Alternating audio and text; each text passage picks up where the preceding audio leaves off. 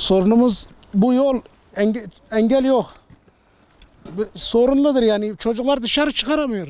Çıkaramıyoruz daha doğrusu. Geçen sene amcamın torunu burada ezdiler, vefat etti. Yine engel yapmadılar. Vefat etti. Şanlıurfa Eyüpiye Asya Mahallesi, Hastane Caddesi. Hizmet istiyoruz, rampa istiyoruz. Çok görüştük. Dönen olmadı. Yasak diyorlar, yapamıyoruz. Engel yasak diyor. Yetkililer gelsinler, hiç başkan gelmeyen köye gelip baksınlar. Gelleri çağırıyorum, buradan çağrı yapıyorum. Gelip baksınlar. Gelsin, gözlerinden görsünler. Vallahi işte yolumuzu yapılmıyorlar. Engel yok, bir şey yok. Arabalar giderken 150'den gidiyor. Çoluk çocuğu dışarı çıksa zaten çocukları öldürürler. O geçen sene benim torunum burada altta kaldı, öldü. Biz bilmeden kim yaptı? Dava budur. Yolumuz işte böyledir. Yol karabalıktır. Şimdi devamı aynıdır. Sabah akşama kadar sürüyor fakat bu saatte hastahane dağılı. Onun için fazla biraz karabalık oluyor. Görüştük, belediyeye gittik, şeye gittik. Kimse bize sabit çıkmıyor. Buna engel istiyor. Altyapı yok. Kanasyon yok. Mahallemiz Asya Mahallesi, Eyüpiye'ye bağlı.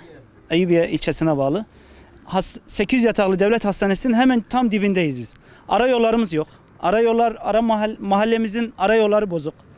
Buraya da tümsek istiyoruz. Göründüğü gibi şu anda görüyorsunuz. Araçlar çok hızlı gidiyor. Komşumuzun geçen yıl kızı ezildi, vefat etti. Araçlar da çok hızlı gidiyor. Biz buraya hizmet istiyoruz. Belediyeden kaç sefer bildirmemize rağmen kimse hizmet etmiyor. Çocuklar vallahi zor bela çıkarıyoruz çocukları. Çocuklarımıza korkuyoruz, yani dışarı çıkmıyoruz. Sürekli evdeler. Bizimki kırsal mahalle diye kimse bakmıyor bize. Yetkililere istiyoruz, yani bize baksınlar yetkiler. Enlere sorunumuz çoktur. Yol yok, altyapı yok, hizmet yok. Buraya ne belediye geliyor, ne büyükşehir, ne muhtar, hiç kimse buraya gelmiyor.